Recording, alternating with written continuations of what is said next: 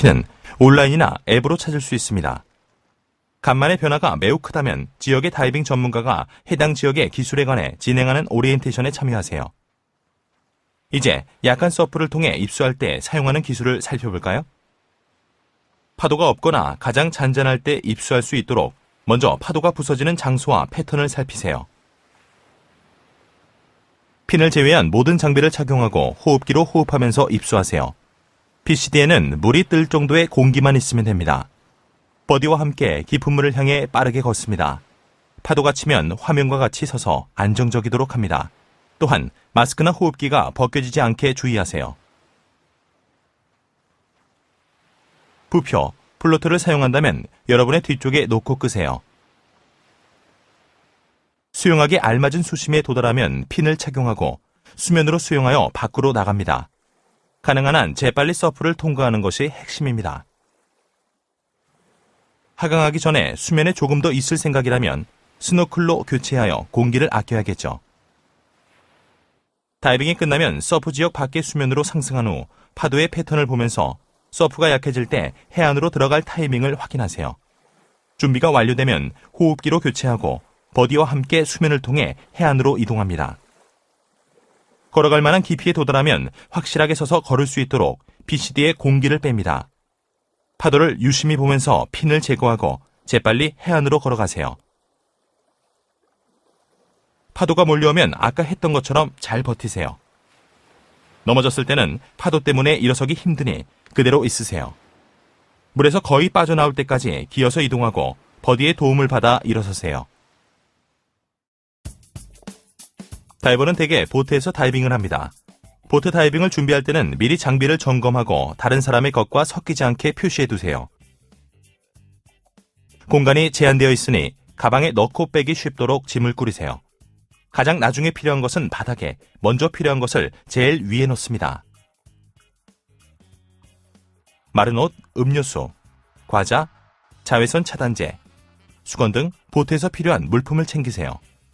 다이빙에 대비해서 충분한 휴식을 취하고 잘 먹어두세요. 또 배멀미 예방을 위한 준비도 해두세요. 배멀미는 건강에 장기간 영향을 주는데 드물기는 해도 다이빙을 망칠 수 있죠. 대다수 지역에서 처방전 없이도 적절한 약을 구매할 수 있지만 본인에게 적절한 약이 궁금하다면 의사와 상담하세요.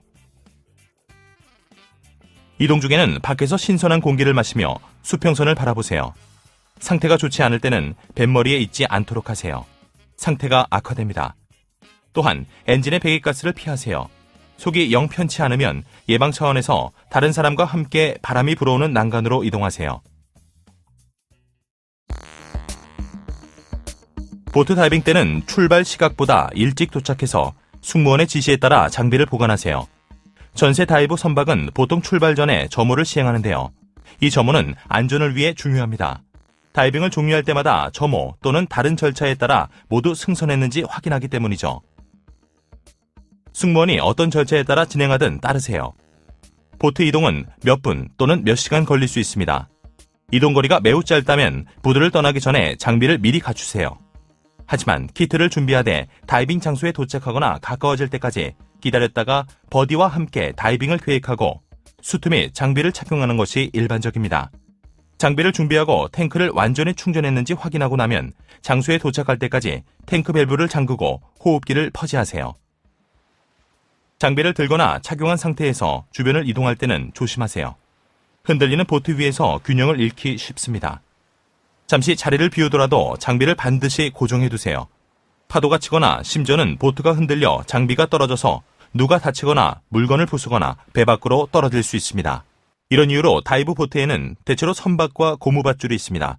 없을 때는 탱크 위에 키트를 놓아서 구르거나 미끄러지지 않게 막아두세요. 다이빙 장소에서는 다이브 마스터가 볼만한 것들, 잠재적인 위험 요소, 상황 및 기타 정보 등 여러분과 버디가 다이빙을 계획하는 데 필요한 것들에 대해 브리핑을 해줍니다. 당일 첫 번째 브리핑에서는 매 다이빙 전에 반복할 필요가 없는 기본 다이빙 절차, 안전 문제 및 기타 정보까지 다룹니다. 여기에는 보통 다이버 비상 호출 신호가 포함되는데요. 어떤 신호가 있으며 신호를 들었을 때 해야 할 일이 뭔지 알아두세요. 브리핑이 끝나면 상황과 조류 방향을 확인하세요. 다이빙 계획의 작성이나 검토가 끝나면 키트를 착용하고 입수해도 됩니다. 소형보트에서 다이빙할 때는 장비를 착용하고 다이빙 전 안전점검을 한 다음 백롤로 뒤로 굴러서 입수하세요. 키트를 물에 띄우고 입수한 다음 착용해도 됩니다. 대형 다이브 보트에서는 보통 앉은 상태에서 키트를 착용합니다. 핀을 제외한 모든 장비를 갖추고 버디와 함께 다이빙 전 안전점검을 하세요. 다음으로 입수 지역으로 이동해서 다이브 마스터에게 입수 준비가 되었음을 알립니다. 핀을 착용하세요. 이때 버디의 도움을 받거나 물체를 붙잡아 몸의 균형을 잡습니다. 입수한 다음 건네받을 특수 장비를 다이브 마스터에게 건네주세요. 일반적으로 승무원이 보트, 상황 및 여러분의 신체 특성에 적합한 입수 기술을 권해주는데요. 대체로 가장 쉬운 입수 기술이 가장 좋은 것입니다. 보트에서 다이빙할 때는 상황과 수심에 따라서 줄을 따라 바닥으로 내려가세요.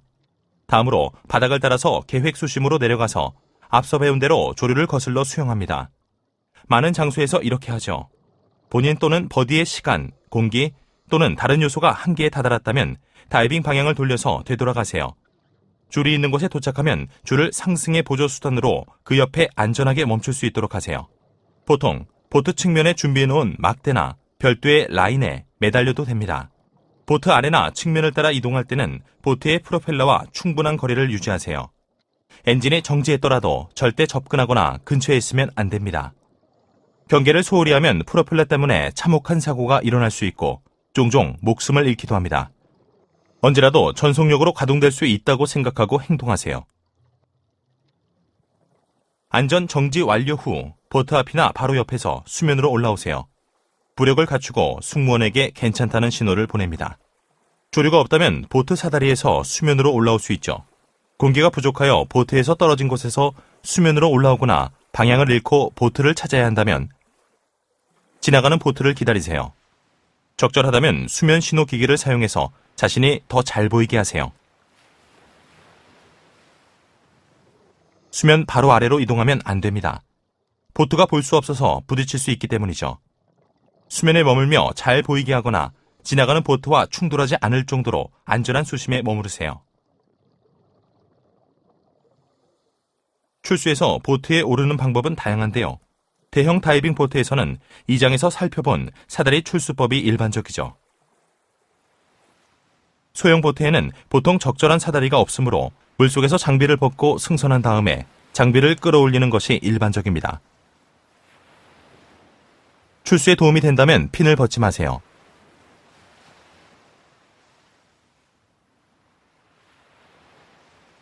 신체적 한계 때문에 사다리를 오를 수 없을 때는 보통 이 기술을 사용합니다. 대형 보트에서 다이빙할 때도 말이죠. 조류가 약하거나 중간 정도일 때는 휩쓸리지 않도록 보트 뒤쪽에서 줄을 사용하여 다이빙하세요. 다이빙 전 안전점검이 끝나면 보통 입수해서 수입 라인으로 몸을 당긴 뒤 무어링 라인이나 앵커 라인 쪽으로 이동합니다. 무어링 라인이나 앵커 라인을 사용해서 위치를 유지하면서 하강하세요. 손을 번갈아 옮겨가며 내려가야 할 수도 있습니다. 보통 조류는 바닥에서 더 약하죠. 조류를 거슬러 다이빙을 하세요. 상승할 때는 무어링 라인이나 앵커 라인으로 돌아와서 줄을 따라 상승하세요. 안전 정지를 하고 수입 라인 쪽으로 상승합니다. 수입 라인을 따라 사다리나 트레일 라인에 매달립니다. 출수 차례가 될 때까지 트레일 라인에 매달려 있으세요. 만약 조류 속에서 줄을 놓쳐서 다시 붙잡을 수 없다면 수면으로 올라온 다음 신속하게 조류를 가로질러서 수용하여 트레일 라인을 붙잡으세요. 트레일 라인을 놓쳤다면 BCD를 부풀리고 승무원에게 픽업 신호를 보낸 다음 수면 신호 기구를 사용하세요. 다른 다이버가 출수를 마치고 본인 차례가 올 때까지 조금 시간이 걸릴 수 있으니 침착하세요. 승무원이 조류에서 다이빙할 때 사용하는 다른 절차를 알려줄 수도 있습니다. 정말 드문 일이지만 수면에 올라왔는데 보트가 보이지 않을 때는 당황하지 말고 부력을 갖춘 후 픽업을 기다리세요. 보트의 정박이 풀어졌을 수도 있고 응급사태 때문에 선장의 판단으로 떠났을 수도 있습니다. 무어링 라인이나 앵커 라인이 제자리에 있다면 매달려 있으세요. 보트가 돌아왔을 때 여러분의 위치를 파악하기 쉽도록 수면 신호 기구를 사용합니다. 현실적으로 체력이 지치지 않고 도달할 수 있을 정도로 가까운 거리에 해안이나 적절한 출수 지역이 있다면 그곳을 향해 천천히 이동하세요. 일반적으로 다이빙 계획은 4단계로 구성됩니다. 사전 계획은 다이빙 여부를 결정하는 것인데요.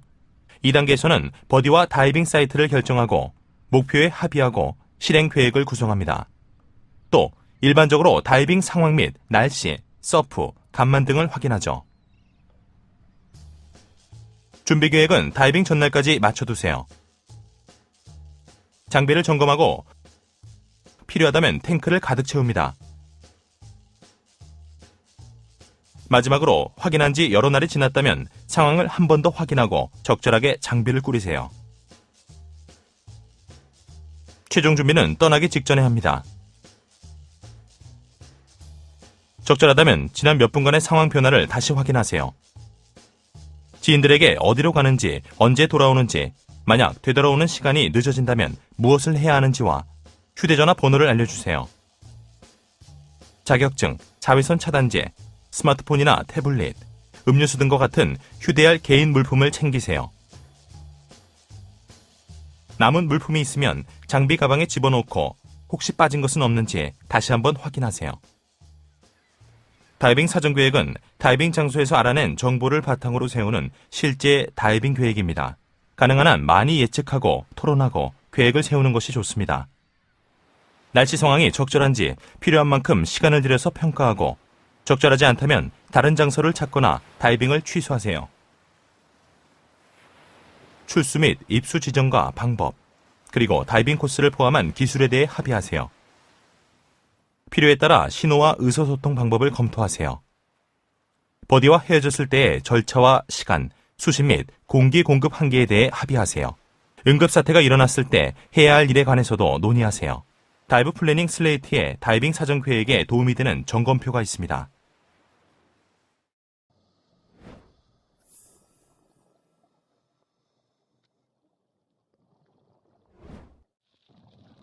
다이빙은 다른 스포츠나 활동에 비해 훨씬 안전하지만 그래도 위험 가능성이 있습니다.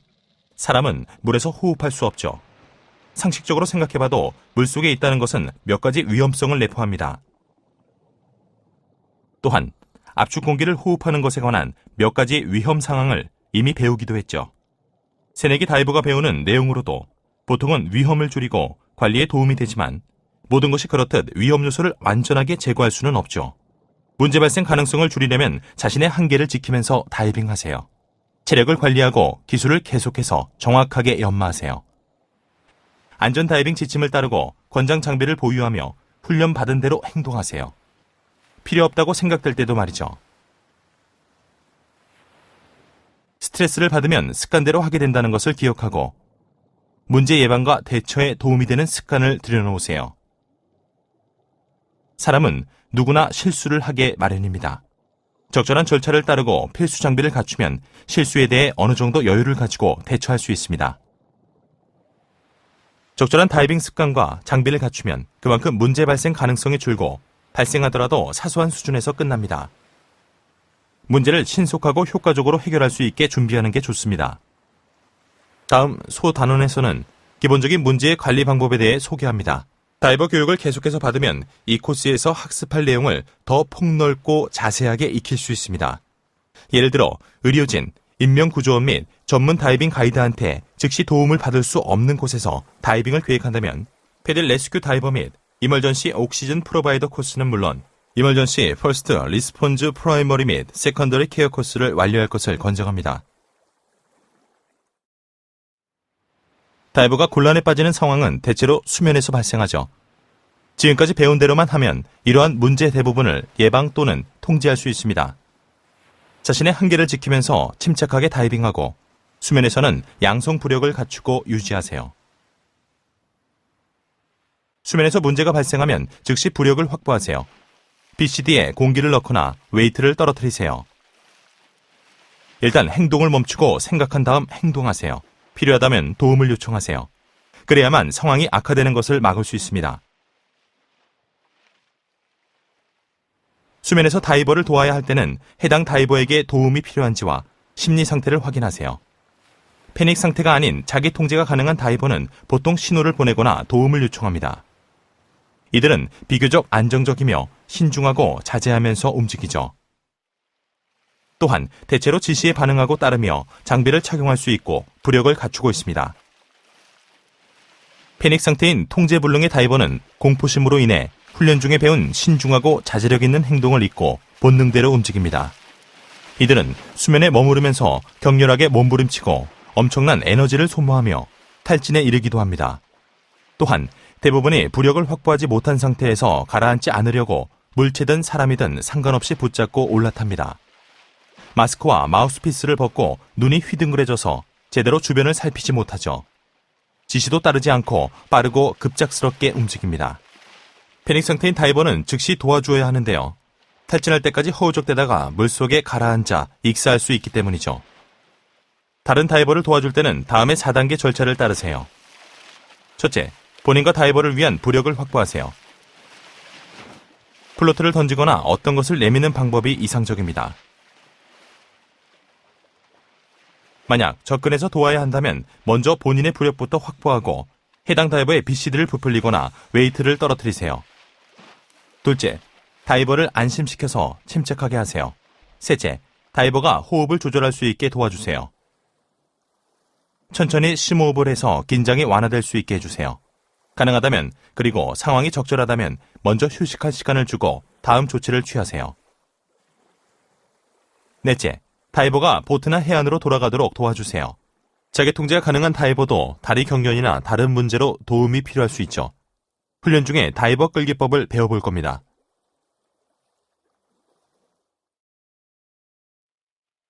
수면에서 반응이 없는 다이버는 물을 들이마셨거나 피로와 탈진 때문에 실신했을 수 있습니다.